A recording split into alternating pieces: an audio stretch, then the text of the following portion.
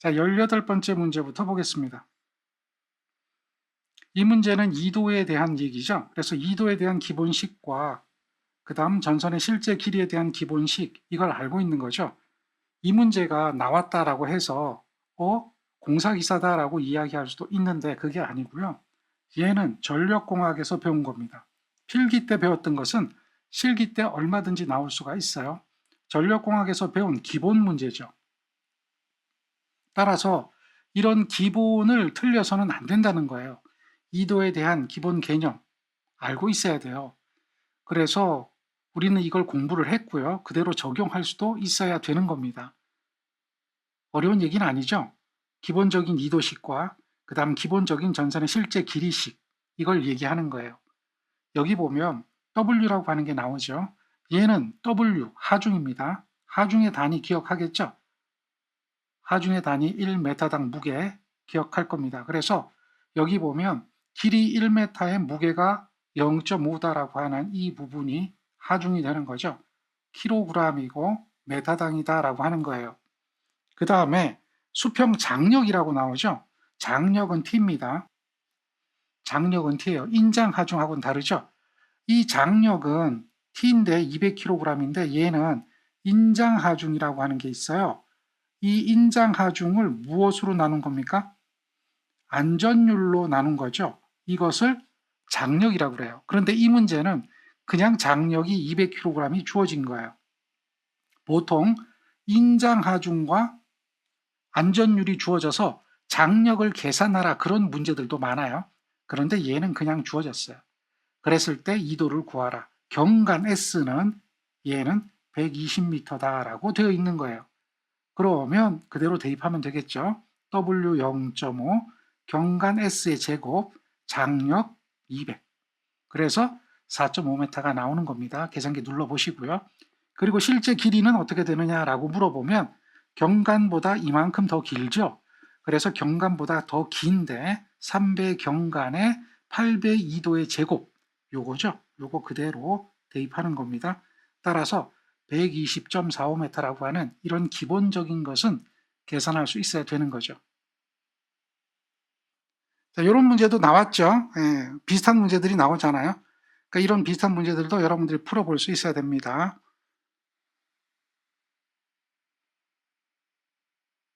산업기사 첫 번째 진행합니다. 자, 1번 문제부터 보겠습니다. 얘는 1호사입니다. 어느 공장의 수변전 설비입니다. 이 도면을 보고 물음에 답하라 그랬어요. 이렇게 보면 도면이 보이죠? 너무나 간단한 도면이죠? G12가 있고요. 그 다음 가운데 변압기가 델타 Y로 되어 있죠. 그리고 87번 계전기가 보이고요. 여기에는 이렇게 되어 있는 피레기가 보입니다. 154에서 22.9로 변성할 때 여기에 있는 피레기에 대한 전격전압, 여기에 있는 피레기의 전격전압 여러분들 기억하죠? 요거 얼마입니까?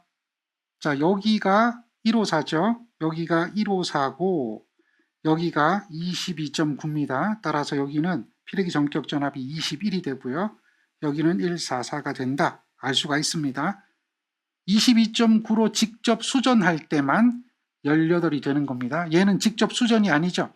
변압기에서 변성을 하는 겁니다. 이럴 때는 21을 적용한다. 이렇게 기억하면 돼요. 그리고 변압기는 OA와 FA 두 가지 방식이 있죠. OA는 잔행식이고 FA는 풍냉식이죠. 당연히 유입입니다.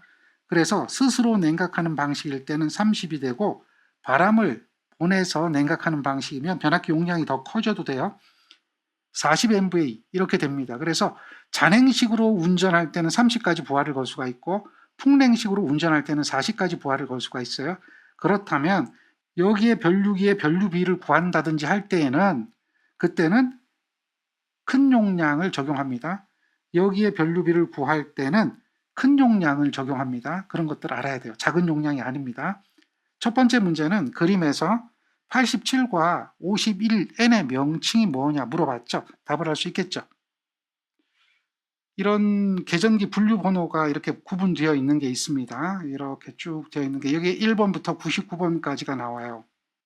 계전기 분류 번호 51N에 보면 51N은 중성점 OCR입니다. 중성점 과전류 계전기라는 거죠. OCR은 과전류 계전기인데 51N은 중성점 과전류 계전기입니다. 51G는 지락 과전류 계전기입니다. 과전류 지락 계전기가 아니에요. 지락 과전류 계전기입니다. 이렇게 기억하세요. 그 다음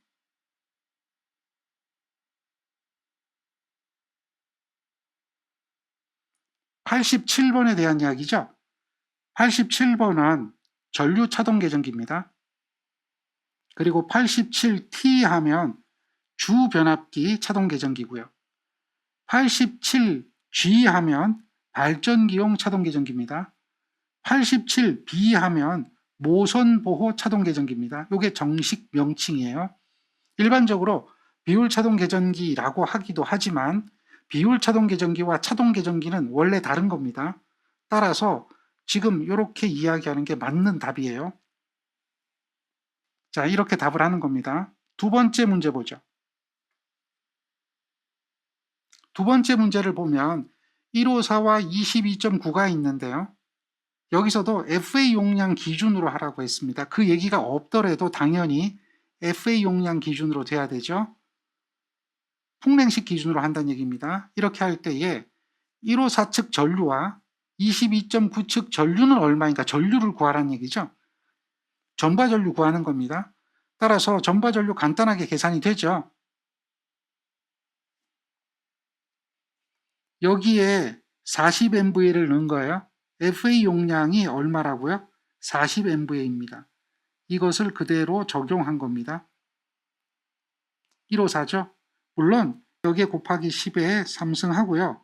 여기는 40 곱하기 10에 6승 이렇게 넣어도 됩니다. 그래서 전류를 구하면 돼요. 여기도 마찬가지죠. 간단한 문제입니다. 여기까지 어렵지는 않겠죠. 그 다음 이거는 특별히 도면이 없어도 풀 수 있는 문제가 돼야 되겠죠. G12에 주로 사용되는 절연 재료는 육불화, 황, 가스라고 하면 되겠죠. 네 번째 문제는 델타 Y 변압기 복선도 그려라 이렇게 얘기하죠. 그래서 복선도 이렇게 그리면 되는데요. 이거 그리는 방법은 아무것도 없어도 쉽게 그려야 되는데 어떻게 그리면 되냐면 먼저 변압기부터 이렇게 그리세요. 이 변압기 정확하게 안 그려도 지금처럼 변압기다라고 하는 정도로만 그림을 그리면 돼요. 빨리 그려야 되겠죠? 이거부터 그리세요. 그리고 나서 우리나라 변압기는 어떤 극성이라고요? 감극성이라고 했죠. 감극성이란 얘기는 이쪽이 U단자, 이쪽이 V단자가 되는 겁니다. 그리고 여기가 중요해요. 저압측의 U단자와 저압측의 V단자가 같은 위치에 있는 겁니다. 이렇게 돼야 감극성이에요. 여기가 바뀌면 가극성이 되는 겁니다. 이렇게 됐을 때 여기에 전류가 들어오는 거죠. 여기에 전류가 나가는 겁니다. U로 들어와서 U로 나가는 거예요. U로 들어와서 U로 나가는 거예요. 이렇게 먼저 그리면 돼요. 그리고 그 다음에 Y로 그리든지 델타로 그리든지 하면 돼요. 델타는 당연히 두 개씩 묶어지는 거잖아요. 그래서 이렇게 묶어도 됩니다. 이렇게. 그 다음 여기서 이렇게 묶어서 이렇게 그려도 돼요. Y로 그리려면 이렇게 3개 뽑아내서 요 한 점에 묶어야 되겠죠. 자, 여기서 중요한 거예요. 점을 찍는 거. 점을 찍는 거. 여기 점이 안 찍히는 거. 이거 굉장히 중요합니다. 여기 점이 찍히죠? 여기 안 찍히죠? 무슨 차이죠? 이거죠. 점을 안 찍는 거는 이렇게 넘어가는 걸 말하는 거죠. 넘어가는 것을 이렇게 표현하는 겁니다. 점이 찍히면 어떻게 되는 거죠? 접속이 되는 거죠. 얘는 접속이 아니에요. 이거하고 똑같은 겁니다. 얘가 접속이 되는 거죠. 그래서 접속과 비접속을 구분해야 돼요. 이거는 비접속이란 말이에요. 이걸 구분해야 돼요. 여기서는 충분히 구분이 돼야 되겠죠. 이거는 비접속이고 이거는 접속이라고 하는 게 구분이 돼야 되니까 반드시 접속하는 점에는 지금처럼 접속에 대한 점을 찍는 것을 항상 연습해 두세요. 기본입니다. 이런 걸 기본이라고 하는 거예요.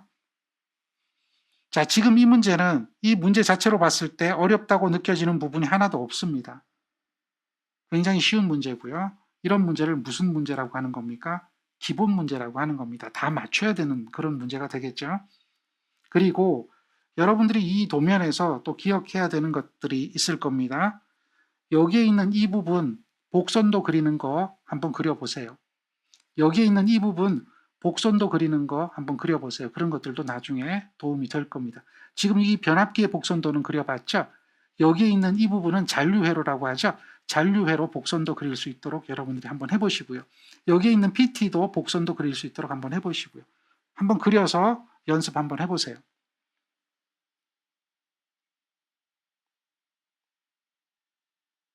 그 다음 두 번째 문제 보겠습니다. 이 문제가 조금 어려웠을 수도 있을 것 같아요. 그런데 기본을 알면 한번 해볼 만합니다. 지금 출력 S와 C의 논리식을 써라 이렇게 얘기하죠. 논리식 쓰는 방법은 간단하죠.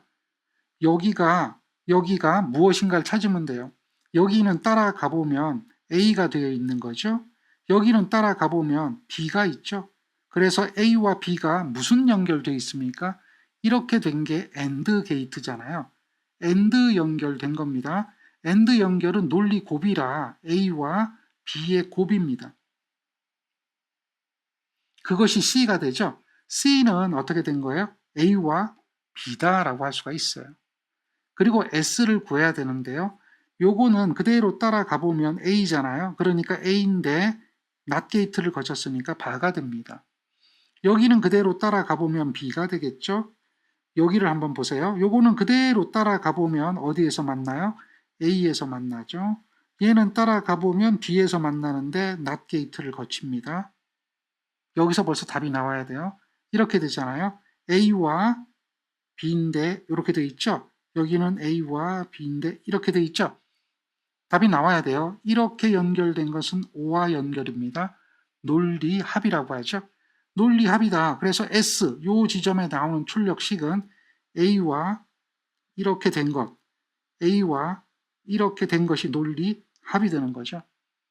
이렇게 할 때 이 부분이 벌써 뭐가 되는 거예요? 베타적 논리합이 되는 거죠. 여기서 이 베타는 한자입니다.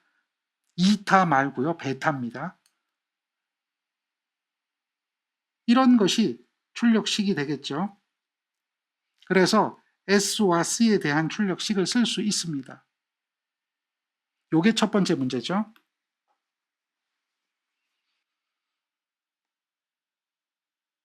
그래서 S와 C에 대한 논리식을 썼고요.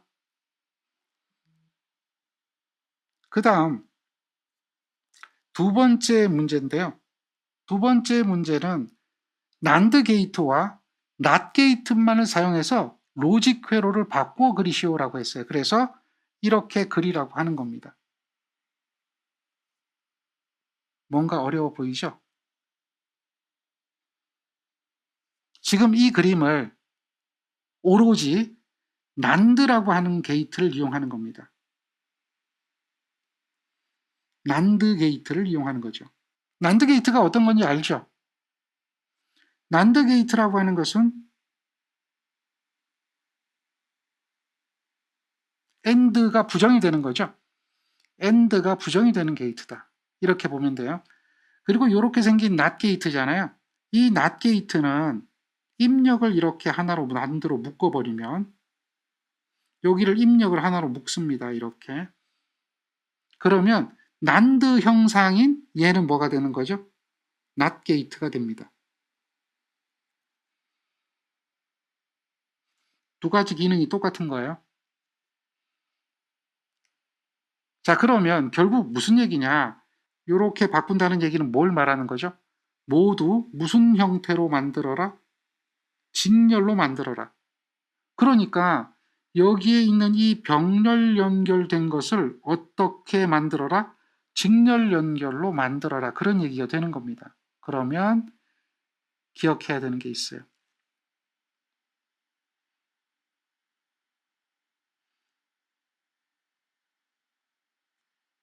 이렇게 병렬 연결된 것은 이렇게 직렬 연결된 걸로 바꿀 수가 있습니다. 단 지금처럼 병렬이 직렬이 된 거죠. 그럴 때는 여기 입력과 출력을 보는 거예요. 입력과 출력을 보는데 이 입력과 출력에서 다 부정이 없죠. 그러면 부정을 다 넣어주면 됩니다. 그러면 이 두 개가 똑같아지는 거예요. 이렇게 되는 것을 우리는 뭐라고 얘기하냐면 쌍대라고 얘기하는 거예요. 똑같은 기능을 갖는 반대 개념의 회로, 병렬로 연결한 것과 똑같은 기능을 갖는 직렬로 연결된 회로라고 생각하면 돼요. 간단하게 변화가 됩니다. 이 얘기는 무슨 얘기냐면 여기가 만약에 이렇게 낫이 있어서 얘가 노아라고 가정을 하면 노아를 쌍대를 구하라 그러면 어떻게 됩니까?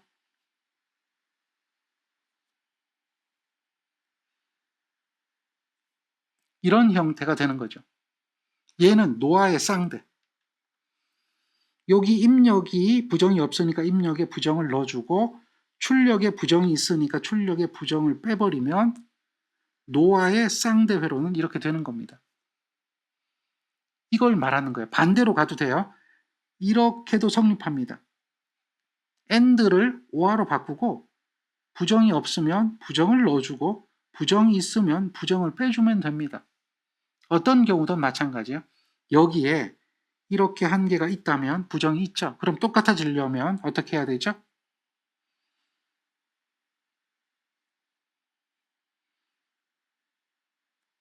이렇게 해야 되겠죠. 똑같은 회로가 됩니다. 이것을 뭐라고 하는 거예요? 쌍대 회로라고 합니다. 그러면 얘에 대한 쌍대 회로를 그려라 이런 얘기가 되는 거예요. 쌍대 회로를 그려보면 당연히 이렇게 되겠죠? 이렇게 되겠죠? 이렇게 되는 게 쌍대 회로입니다. 그래서 동작은 바뀌지 않습니다. 여기서부터 바꾸면 동작이 바뀌는데 출력부터 거꾸로 가는 겁니다. 그래야 동작이 바뀌지 않아요. 항상 어디부터 하는 거예요? 출력부터 변환해가면 됩니다. 출력에서 입력 쪽으로 변환이 되는 거예요. 출력에서 어느 쪽으로? 입력 쪽으로. 그래서 출력부터 변환을 하는 겁니다. 여기서부터 변환을 하면 요거가 쌍대가 되는 거죠. 그러면 여기 생기는 낫이 있고 여기 생기는 낫이 있고 여기 생겼는데 여기까지는 난드가 됐습니다. 여기까지는 난드가 맞아요. 그런데 여기서 요것이 있으니까 난드가 아니잖아요. 그래서 요것을 여기로 옮깁니다. 이렇게. 여기도 마찬가지죠. 요것을 여기다 이렇게 옮기는 거예요. 옮기면 어떻게 되죠? 여기는 사라지겠죠. 그러면 난드가 되고요. 난드가 되고 난드가 됐죠. 그런데 얘는 AND잖아요. 그래서 얘도 출력부터 이렇게 만들어주면 돼요. 그런데 이렇게 붙여버리면 얘가 부정이 됐으니까 다시 한 번 더 부정을 해줘서 긍정 상태로 만들어야 되겠죠. 자, 여기서 얘네들 낫게이트는 나중에 이렇게 등가할 수가 있으니까요. 이 회로를 모두 난드 회로로 만들어라 할 수도 있습니다. 지금 이렇게 하다 보니까 난드와 낫으로 이루어져 있죠. 그렇게 된 회로를 등가할 수가 있는 겁니다. 자, 쌍대 회로에 대한 개념 이해만 하면 그러면 모두 난드 회로로 구성할 수 있다. 얘를 모두 노아 회로로도 구성할 수가 있습니다. 그런 문제도 있죠. 같이 할 수 있어야 됩니다. 자, 이렇게 해서 그림을 그려보면 이제 이 그림이 이해가 되겠죠? 요 그림을 표현할 때 여기가 잘못됐어요. 난드 게이트라고 했기 때문에 요거 틀렸고요. 여기다 붙이세요. 요거 빼세요. 요거는 그림이 잘못된 겁니다. 난드와 난만을 이용했기 때문에 제가 그려드린 그림이 맞습니다. 이래야 난드와 낫으로만 이루어진 거죠. AND가 들어가면 안 됩니다.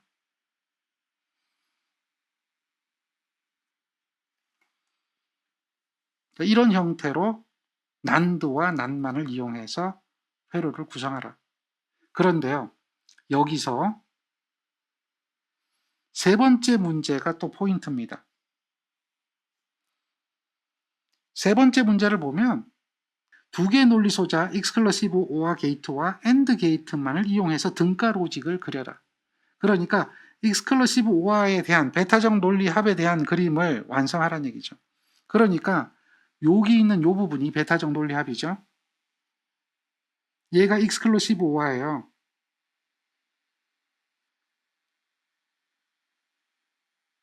이것을 베타적 논리 합으로 등가하라.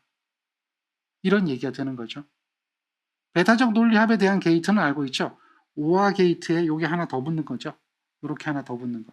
OR 게이트인데 여기 하나 더 붙으면 이런 형식으로 되면 베타적 논리 합이 되죠. 그래서 여기에 그냥 A가 오면 되고요. 여기에 그냥 B가 오면 돼요. 그러니까 A는 여기하고 연결이 될 거고요. 이 B는 여기하고 연결이 되면 되는 거예요. 그러면 끝.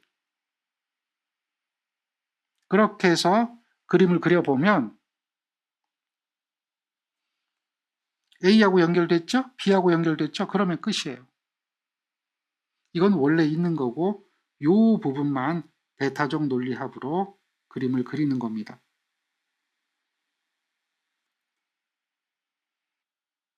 두 개의 논리 소자를 사용하여 등가 로직을 그리는데 두 개의 논리 소자는 익스클러시브 OR 하나와 AND 하나다. 이것만을 이용해라. 이런 얘기가 됩니다. 그 다음 그림은 발전기의 상간단락 보호 개전 방식을 도면화한 것입니다. 이 도면을 보고 물음에 답하라 그랬습니다. 지금처럼 이렇게 되어 있는데요. 얘에 대한 점선안의 개전기의 명칭이 뭐냐라고 물어볼 때 이때 대답하는 게 비율 차동 개전기입니다. 여기서 차동 개전기라고 답을 하면 틀립니다. 전류 차동 개전기라고 얘기해도 틀립니다. 이때는 뭐라고 얘기해야 돼요? 비율 차동 개전기가 정답입니다. 왜 그렇게 얘기하느냐라고 하면 이 안에 코일이 3개가 있는데요. C 코일은 동작 코일이라고 부르고요. A 코일과 B 코일은 억제 코일이라고 하는 겁니다. 동작 코일과 억제 코일이 같이 있을 때는 비율 차동 개전기가 되는 거고요. 여기에 있는 이 C 코일, 이 코일만 있는 얘가 동작 코일이죠. AB 코일이 없고 C 코일만 있다라고 가정을 하면 그때는 차동 개전기가 됩니다. 차동 개전기와 비율 차동 개전기의 차이점이 있습니다. 그걸 이해를 해야 돼요. 원래 차동 개전기는 여기에 흐르는 전류 I1과 여기에 흐르는 전류 I2가 있을 겁니다. 그랬을 때 I1이 이렇게 흘러오죠. 그 전류가 여기까지 오고요. I2는 이렇게 흘러서 여기까지 옵니다. 그래서 이 부분에서 보면 이 C 코일에 I1-I2의 전류가 흐를 겁니다. 절대값의 크기가 되겠죠. 어느 쪽이 크든 간에 흐를 겁니다. 그랬을 때 이 전류차가 생기면 동작하는 거예요. 그런데 이 전류차는 변류비에 따라서 여기에 있는 이 변류비에 따라서 변류비를 어떻게 설정하느냐에 따라서 정상적인 상태에서도 이 전류차가 생길 수가 있습니다. 따라서 정상적인 상태에 이 전류차가 생기더라도 동작하지 말아라 하는 뜻에서 억제 코일을 넣는 것이 있어요. 얘가 비율 차동 개전기에 대한 동작 비율에 대한 퍼센트예요. 이런 개념이 있어요. 비율 차동 개전기의 동작 비율. 아직까지 시험에 나오진 않았어요. 비율 차동 개전기에 대한 동작 비율은 I1 또는 I2 분의 I1-I2의 절대값이에요. 이 얘기는 나가는 전류와 들어오는 전류, 나가는 전류의 차. 이렇게 되는 거죠. 이 비율을 얘기하는 거예요. 이 비율이 특정 범위 안에 들어올 때 동작을 하는 겁니다. 이런 범위 안에 들어올 때. 그래서 부동작 범위가 있다는 거예요. 동작 범위가 있다는 거예요. 전류차만 생겨서 무조건 동작하는 게 아니라 여기에 있는 I2와 그 다음에 여기 있는 유입전류 I1이 있을 때 그것의 차 그리고 I2에 대한 곱하기 100 해서 나오는 비율, 이 비율이 50% 정도로 설정이 되면 이쪽은 동작 범위가 되고 이쪽은 부동작 범위가 되겠죠. 그래서 상하로 나온다는 얘기입니다. I1이 클 때, 여기는 I2가 클 때 비율이 부동작 범위 50% 이하에선 동작하지 않는다. 뭐 이런 얘기를 하는 거예요. 보통 이 비율 차동 계정기의 변압기용에서는 50% 정도로 선정하는 것이 바람직하다라고 되어 있는데, 요거는 이제 요구사항, 그것에 따르는 겁니다. 자, 그래서 비율 차동 계전기의 동작 범위를 설정하는 전류가 있어요. 동작 비율이라고 하죠. 비율 차동 계전기의 동작 비율은 방금 전에 여러분들이 봤던 그 그림에서 I1, I2를 계산하고 그 I1, I2에 대한 B, 이렇게 해서 구하는 거죠. 여기에 있는 전류와 여기에 있는 전류차가 이 지점에서 분명히 흐른다. 그래서 여기는 I1과 I2가 있다. 이렇게 됐을 때 이 전류가 발생하게 되면 요 C가 동작을 하게 돼서 동작 코일이 동작해서 비율 차동 계전기가 아닌 차동 계전기의 경우에는 무조건 동작하는데요. 여기에 AB 코일, 억제 코일이 들어가면 비율이 생깁니다. 이런 비율이 생겨서 이 비율의 범위가 설정이 되면 그때 동작하는 겁니다. 그때 이 AB 코일이 하는 역할, 얘가 뭐라고요? 억제 코일입니다. 억제 코일. 이 동작 코일과 억제 코일이 같이 존재할 때를 뭐라고 불러요? 비율이라고 하는 겁니다. 비율 차동. 여기에 있는 AB 코일이 없을 때는 비율이라는 말이 빠집니다. 그런데 억제 코일이 있다라고 하면 비율 차동 계전기가 된다. 그리고 이와 같은 동작 비율이 설정이 된다. 이걸 기억하세요. 그래서 두 번째 문제가 A 코일, B 코일, C 코일 중 동작 코일은 어느 것인가라고 물어봤기 때문에 C 코일이 되겠죠. 그리고 발전기에 상간단락이 생긴다. 이 안에 내부 고장이 생겼다는 얘기죠. 그랬을 때 C 코일에 흐르는 전류 ID는 당연히 I1과 I2의 차전류의 절대값이 흐릅니다. 그러니까 여기서는 I1이라고 표현했고요. I2라고 표현했기 때문에 이 차전류의 절대값이 흐른다. 이렇게 되는 거고요. 여기까지가 비율 차동 계전기 문제입니다. 그 다음 네 번째 문제는 동기 발전기를 병렬 운전시키기 위한 조건 4가지를 쓰라고 그랬죠. 병렬 운전 조건 4가지는 다 알죠? 기전력의 크기, 위상, 주파수, 파형, 이 정도는 기억할 겁니다. 조금 더 심화를 하려면 이렇게 하면 되죠. 기전력의 크기가 다르면 어떤 전류가 흐르는가? 기전력의 위상이 다르면 어떤 전류가 흐르는가? 주파수가 다르면 어떤 전류가 흐르는가? 파형이 다르면 어떤 전류가 흐르는가까지 정리해야 됩니다. 이것을 병렬운전 조건 붕괴시 현상이라고 하죠. 역시 관연도 문제에 출제가 됐습니다. 자, 이런 문제가 출제됐죠. 동기발전기를 병렬로 접속하여서 운전하는 경우에 발생할 수 있는 횡류 3가지를 쓰고 각각의 작용에 대해서 설명하라. 무효 횡류, 유효 횡류, 고조파 횡류. 병렬운전 조건 붕괴시 현상입니다. 출제됐죠. 자, 그 다음 4번째 문제 봅니다. 4번째 문제는 그림과 같은 탭 전압의 1차 측이 3150이고 2차 측이 210인 단상 변압기를 V1에서 V2로 승합하려고 합니다. 얘가 승합기가 되는 거죠. 단상 변압기를 지금처럼 승합기로 결선합니다. 그랬을 때 1차에 가한 전압이 V1이 3000이면 2차에 나타나는 전압은 V2가 몇 볼트인가 구하라 그러고요. 이때 I1의 전류가 25A면 I2는 몇 암페어인가 구하라 그랬습니다. 단 변압기의 임피던스, 여자 전류 및 손실은 무시한다고 그랬어요. 자, 이 문제 풀면서 여러분들 2번 문제 풀 때 풀렸나요? 그게 좀 어려웠을 겁니다.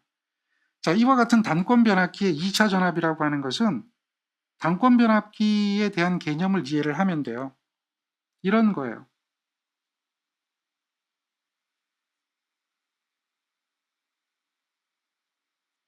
이렇게 된 변압기가 단상 변압기죠. 여기에 권수비가 있습니다. 그러면 얘는 단상 변압기예요. 여기서 3000V를 가합니다. 그러면 여기에 전압은 얼마가 나올까요? 여기에 나오는 전압은 3000V를 권수비 A로 나눠준 전압이 나오겠죠. 그게 얼마냐라고 하는 거예요. 이거는 3000을 권수비가 문제에서 주어졌습니다. 얼마로 주어졌어요?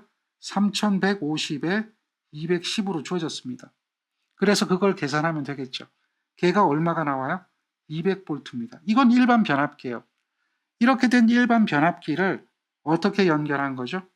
이렇게 연결한 겁니다. 그러면 여기에 전압이 나오겠죠. 요게 승합기예요. 요 전압은 얼마죠? 여기하고 여기 전압이 더해지게끔 되어 있는 구조죠. 그러니까 여기 나오는 전압은 3000 더하기 200이 돼서 3200이에요. 그러니까 그것을 공식으로 나타내 보면 V1에다가 V1에 A분의 1이 되는 게 이렇게 되는 게 V2입니다. 그러니까 V1으로 묶어내면 1 플러스 A분의 1이 되거든요. 얘가 2차 전압을 구하는 식이 되는 거예요. 그래서 여기에다가 3000을 넣고요. 1 플러스 번수비가 뒤집어집니다. 3150에 210입니다. 이렇게 되겠죠. 그래서 요걸 계산하면 3200이 나오는 게 첫 번째에 대한 답이 됩니다. 그리고 1차 측에 25A가 흘렀어요. 그러면 2차 측에 몇 암페어가 흐르느냐 이렇게 물어보는 거예요. 그런데요. 결국 1차 측의 전력이나 2차 측의 전력이나 변압기는 전력이 똑같습니다. 변압기는 전력이 똑같기 때문에 1차 측의 전압과 전류를 곱한 것은 2차 측의 전압과 전류를 곱한 거하고 동일하다고 볼 수가 있습니다. 따라서 1차 측에 3000A를 가했을 때 25A 전류가 흘렀다라고 이야기하는 것은 이렇게 보는 거죠. 3000A를 가했는데 25A가 흘렀다. 이 얘기가 될 겁니다. 그런데 2차 측은 얼마죠? 요 전압은 200입니다. 그리고 여기에 합쳐진 게 3200이 되겠죠. 그럼 우리가 얘기하는 이 2차 부하는 여기에 걸린 200V에 걸리는 전압입니까? 아니면 요 전체에 걸리는 3200에 걸리는 부하입니까? 이걸 생각해 보시면 쉽게 이해가 되겠죠. 부하는 당연히 여기와 여기 사이에 걸리는 거니까 3200에 I2를 이게 부하 용량이에요. 이렇게 부하 용량에 의해서 I2를 구하면 23.44A가 나오는 겁니다. 23.44A. 요거 구하는 게 어려웠을 수 있습니다. 그러나 1번 같은 경우는 기본 문제가 되는 겁니다.